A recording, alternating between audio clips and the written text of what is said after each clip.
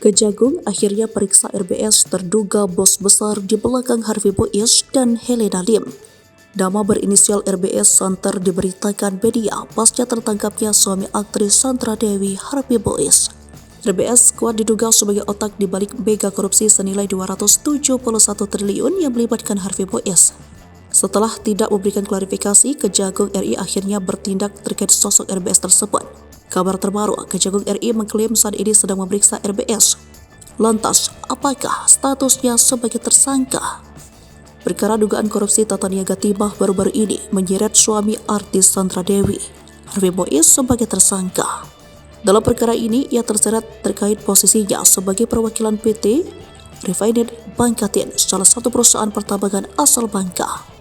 Ia ditetapkan tersangka oleh Kejagung pada Rabu 27 Maret 2024. Sehari sebelumnya, Crazy Rich Pantai Indah Kapok Helena Lim ditetapkan tersangka dalam perkara yang sama.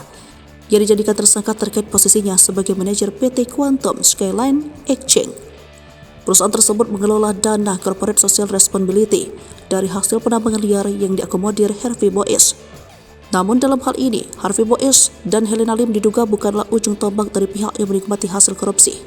Dalam somasi terbuka yang dilayangkan Masyarakat Anti Korupsi Indonesia, diduga ada sosok berinisial RBS yang merupakan official benefit atau penerima manfaat. Menurut Baki, semestinya RBS dijerat dengan ketentuan tindak pidana pencucian uang. Sosok RBS kini diduga kabur ke luar negeri. Karena itulah, penetapan RBS sebagai tersangka diperlukan agar kemudian bisa dimasukkan ke DPO. RBS saat ini diduga kabur ke luar negeri sehingga penetapan tersangka menjadi penting guna menerbitkan daftar pencarian orang dan red notice Interpol guna penangkapan RBS oleh polisi internasional, kata Boyamin. Sementara itu, Kejaksaan Agung RI mengklaim sudah memeriksa RBS. Sosok tersebut dituding sebagai penerima manfaat yang sesungguhnya dari bisnis tambang timah ilegal yang dioperatori Harvey Boies. Direktur Penyidikan Jaksa Agung Muda Bidang Tindak Pidana Khusus atau Dirdik Jampitsus, Kuntadi mengatakan pemeriksaan terhadap RBS hingga kekinian masih berlangsung.